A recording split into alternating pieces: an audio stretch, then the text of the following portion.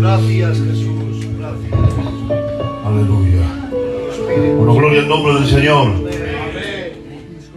Le damos gracias a Dios porque Él está presente hoy en esta tarde. Amén. Siento la presencia de Dios. Yo también. Siento su gracia como sobreabunda en esta tarde. Siento mi espíritu. Y yo espero que en esta tarde el Señor, por su gracia y por su misericordia, me use para beneficio de su iglesia. Amén. Dice la palabra del Señor en el Evangelio de Marcos. Dice que entró Jesús otra vez a Capernaum después de algunos días y se oyó que estaba en casa.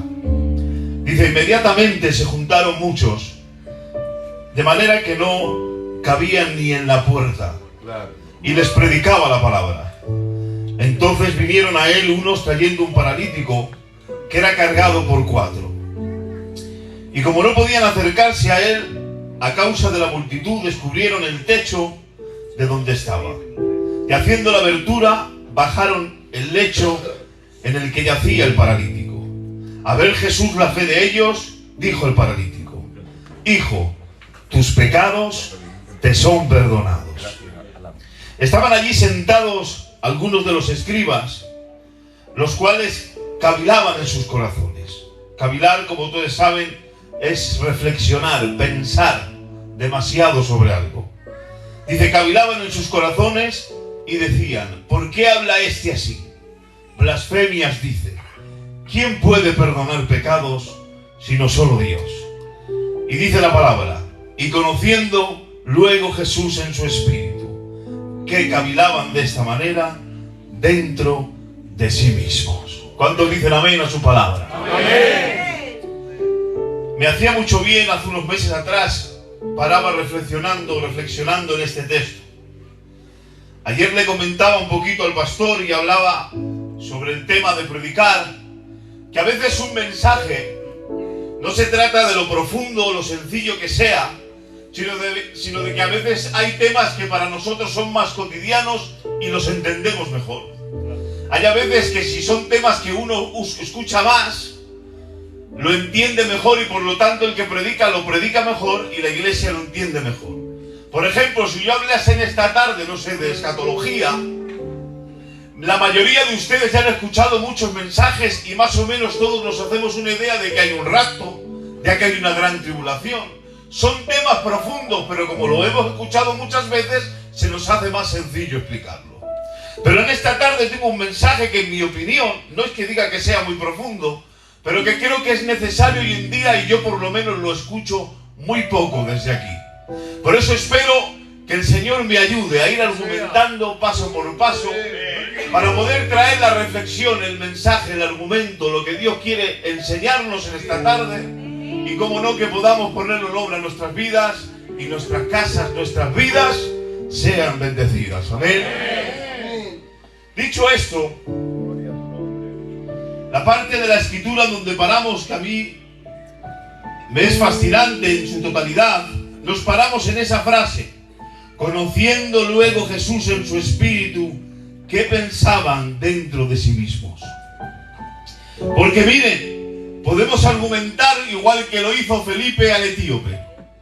La Biblia nos enseña que el etíope le pregunta acerca de Isaías 53, como oveja a la muerte fue llevado y como cordero mudo delante de los que le trasquilan. Así no abrió su boca y en su humillación no le hizo justicia, mas su generación ¿quién le contará?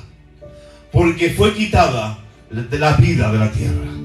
Pues desde ese texto Felipe es capaz de argumentar y llevarle hasta aquel que murió en la cruz y resucitó al tercer día y decirle: este que están hablando de quién contará su descendencia es Jesucristo, el Hijo de Dios, el Rey de Reyes, el Señor de Señores, el Alfa, el Omega, el Creador de la tierra y el Verbo encarnado. Y podríamos hacerlo con toda la Biblia, desde Génesis hasta el libro de Apocalipsis, todas las profecías, todo apunta a que Jesucristo es el Hijo de Dios. Pero en esta tarde a mí me llamaba la atención dos argumentos en esta frase en los cuales podemos descubrir que Él es Dios. Dos argumentos, pero que espero en esta tarde que les haga el bien que ha hecho a mi vida. Vamos entrando. Dice la Biblia y nos enseña lo que acabamos de leer.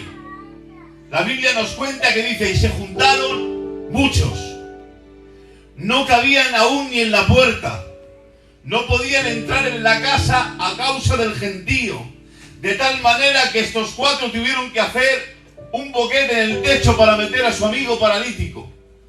¿Qué nos quiere decir esto?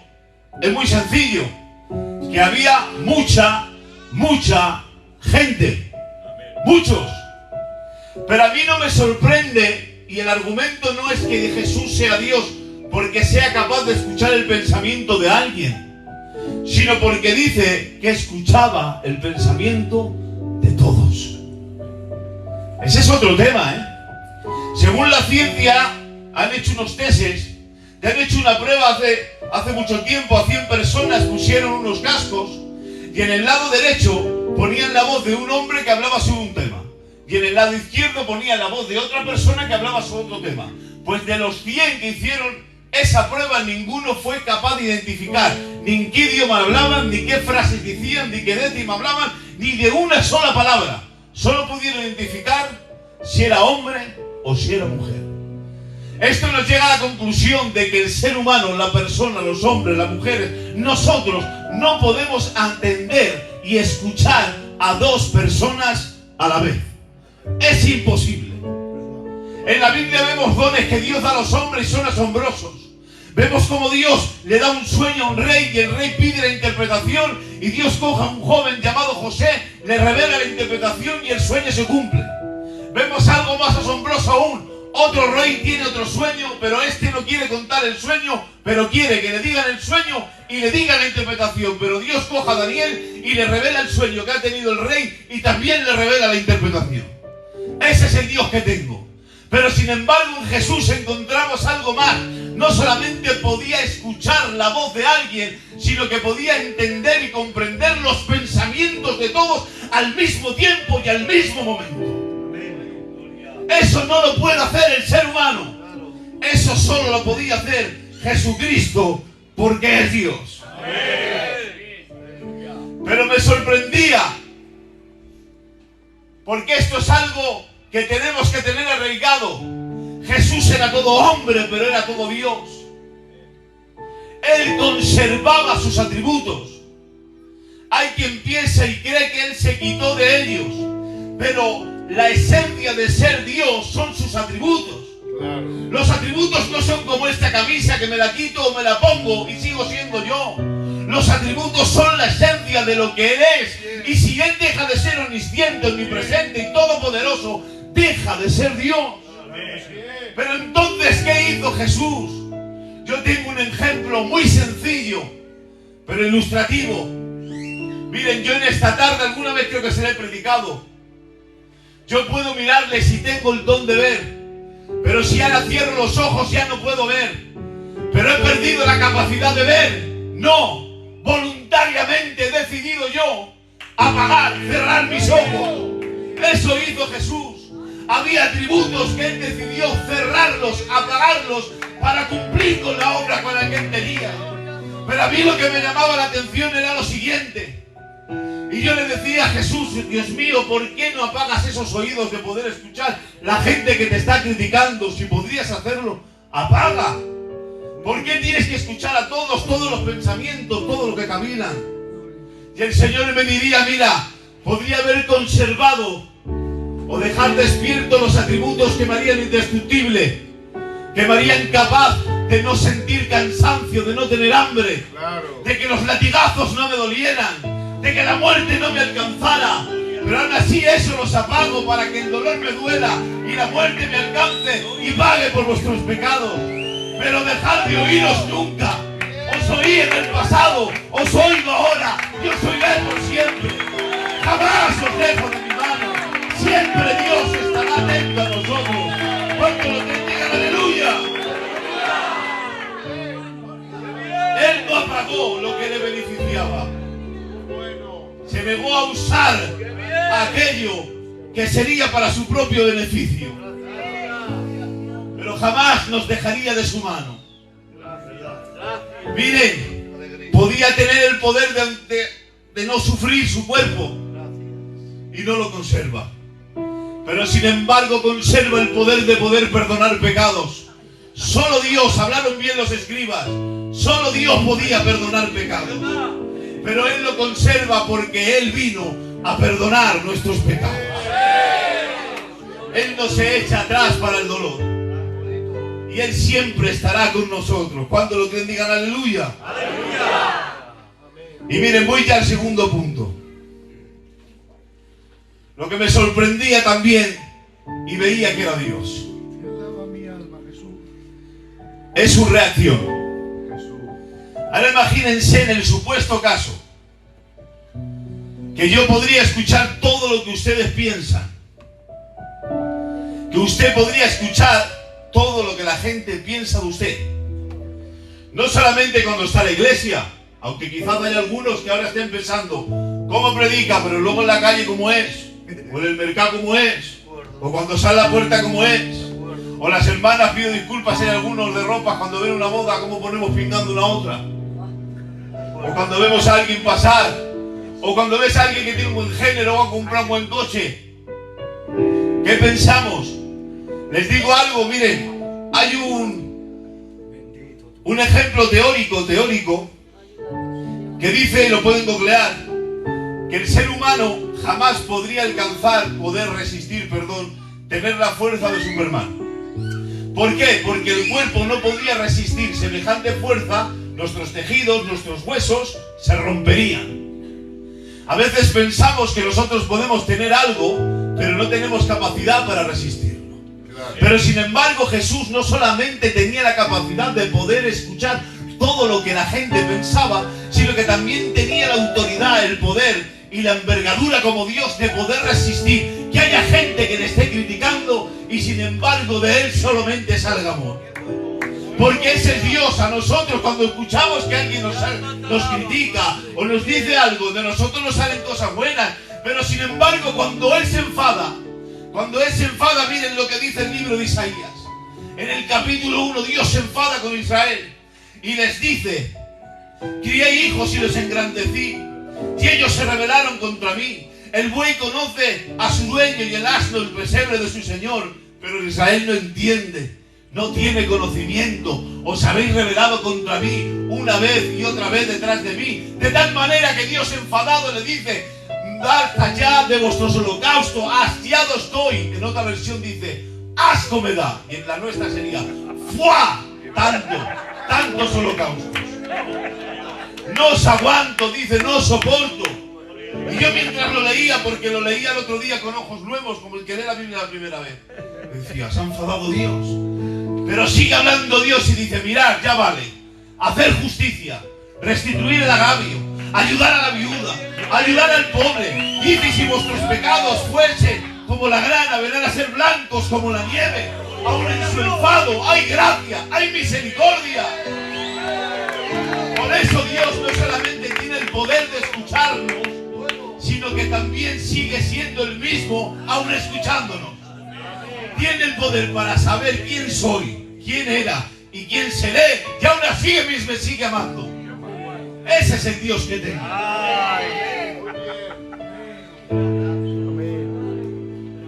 Él nos sigue amando. Porque miren, hay gente, hay un texto de Isaías que dice: yo soy el que borro tus rebeliones por amor de mí mismo. Dice: no me acordaré más de tus pecados. Yo hace años predicaba de ese texto también. Claro, porque yo lo interpretaba mal. Hay gente a veces que pensamos, cuando decimos que Dios borra nuestros pecados o no hace memoria de nuestros pecados, como que Dios ha olvidado de verdad. Yo pensaba en mi casa algo muy sencillo y decía: si es así, el Señor solamente tiene de mi vida un 5%, porque el otro tanto lo hemos hecho mal. Pero es que esto me hablaba más del amor de Dios. ¿Por qué? Porque yo a veces, para perdonar a mi amigo el Dani o al Richard, al principio no lo perdono, pero luego con el tiempo voy olvidando, la vida duele menos voy olvidando y ya perdono.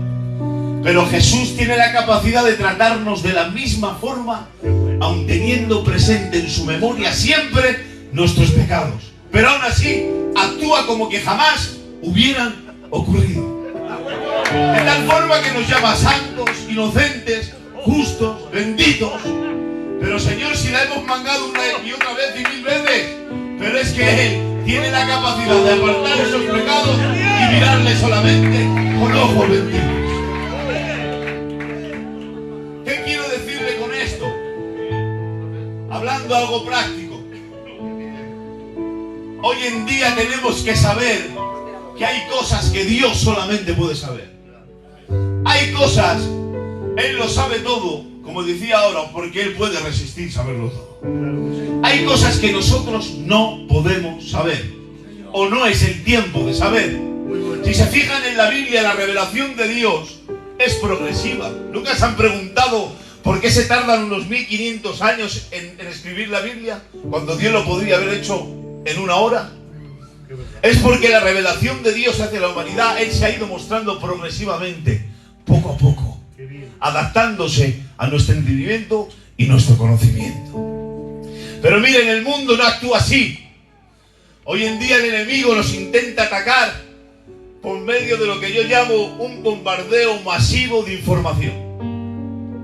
Mientras Dios es elegante y va enseñando las verdades poco a poco, y te predica una gran verdad desde un simple monte, y te predica una gran verdad desde una simple barca, no le hace falta adornar la verdad, porque la verdad es verdad donde se diga. Pero el enemigo intenta convertir las mentiras en verdades solamente con ese método, saturándonos de información. De tal forma que hoy en día en el mundo encontramos que el mundo está enseñando una cultura donde lo malo es bueno y lo bueno malo, y lo blanco es negro y lo negro es blanco. Donde hay gente que por el simple hecho de sentirse algo, ya saben ustedes, ya lo es, actuando en contra del razonamiento, de la lógica, de la ciencia, del entendimiento y de la moral, quieren cambiar la realidad misma por medio de mentiras. Pero hoy le quiero decir algo. ¿Cómo luchamos yo y usted contra estos medios? Miren, un dato, no soy alarmista, pero la radio en 1938 tenía el mismo poder, la misma influencia o más que tiene hoy en día la televisión y el internet. Pues miren, decidieron hacer un programa de radio en el cual iban a narrar que había una guerra de los mundos, que unos extraterrestres habían venido a la Tierra, la habían invadido, que estaban llenando ya las ciudades, que estaban venciendo al ejército de Estados Unidos. Lo hicieron con tales efectos sonoros y narrándolo de tal forma que hubo gente que se lo creyó, que fue a los supermercados, arrastraron con todo, se fueron a los bosques a esconderse. Inclusive he leído en algún lado que hubo gente que le dio hasta un infarto. Creyeron algo mentira, pero solamente por el hecho de que lo decían en la radio. Y hoy en día estamos en una generación que estás en casa y para mirar en la calle si llueve o no llueve miras el móvil, no te asomas a la ventana. Vivimos en un tiempo en el cual son las pantallas las que pensamos que nos dicen la verdad.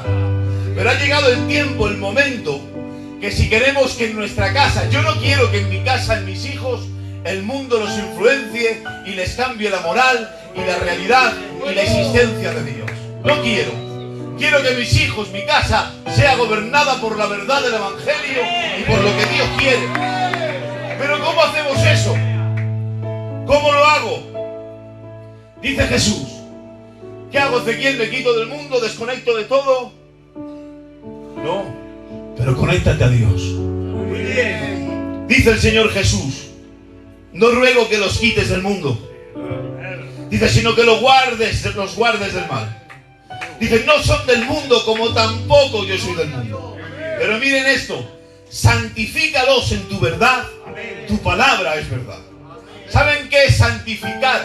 Santificar es separar, poner aparte para un uso sagrado. Vivamos apartados de esta sociedad, pero ¿cómo lo hacemos? Llenándonos, saturándonos de la palabra de Dios. Si yo ahora pondría aquí un vaso y lo lleno de Coca-Cola y te digo un reto, tienes que vaciarlo de Coca-Cola y llenarlo de agua pero sin tocarlo con las manos, ¿cuál sería la forma? Pues coger una botella de 2 litros, que sea más grande de la capacidad del vaso, empezar a llenar, y conforme va llenando el agua, la Coca-Cola se empieza a salir y con el tiempo solo quedará agua.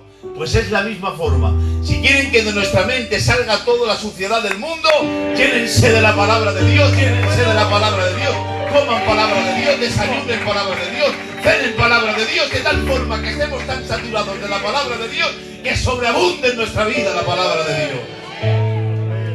Tengamos una mente que aunque esté en el mundo, viva apartada para Dios. Los héroes de la fe no son héroes de la fe, no destacan por ser grandes teólogos, ni destacan por ser eruditos de las Escrituras. Destacaron porque creyeron en la palabra, vivieron por la palabra y murieron por la palabra. Apuntaba un texto de los héroes de la fe que dice, de los cuales el mundo no era digno. Le apuntaba una frase en la cual yo decía, vive en el mundo con tanta fe que el mundo no sea digno de ti. En un mundo ateo, en un mundo que no cree, en un mundo que niega a Dios, vivamos nosotros creyendo de tal forma que este mundo no sea digno de que tú lo pises. Y en un mundo de confusión y saturados de mucha información, porque queramos o no, vivimos en un mundo que vamos a estar bombardeados constantemente. Y ya acabo. Vamos a estar constantemente bombardeados con mucha información y llamándonos. Y yo, meditando en ello, veía un ejemplo. Todos han visto alguna vez esta escena. Imagínense el Johnny y mi primo el Miguel. Y yo he encontrado un perro abandonado y el Miguel dice que es suyo y el Johnny también dice que es suyo. ¿Cuál es la forma de saberlo? Pues pongo al Miguel a un lado, al Johnny a otro lado. Y les digo yo, Damasco, a ver quién obedece. Al que obedece, ese es. El Miguel lo llamaría, ven, ven. El Johnny lo llamaría, pero el perro conocería siempre la voz de su amado. Dice la palabra del Señor, mis ovejas oyen mi voz. Dice, yo las conozco y me siguen. Y yo les doy vida eterna y no perecerán jamás, ni nadie me las arrebatará de la mano. Tenemos que ser de Él. Amén. Tenemos que vivir cerca de Él. Amén. Si no queremos ser engañados, no hay otra forma. Ser ovejas del rebaño del Señor. Amén. No hay nada más en este mundo en el cual la información nos ataca, la información nos invita a dudar, la información nos invita a tener miedo del futuro.